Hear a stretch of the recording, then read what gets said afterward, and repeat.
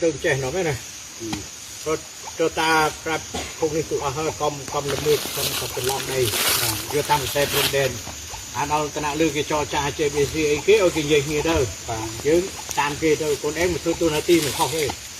พวกนี้ก็มัวตามตัวตีบองเวียมันได้ยังเงี้ยก่อนแต่มันให้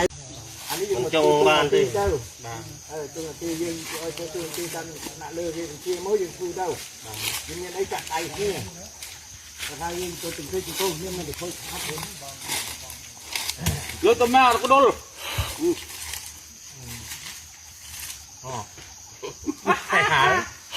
นี่คือเสียงจากคนชายแดน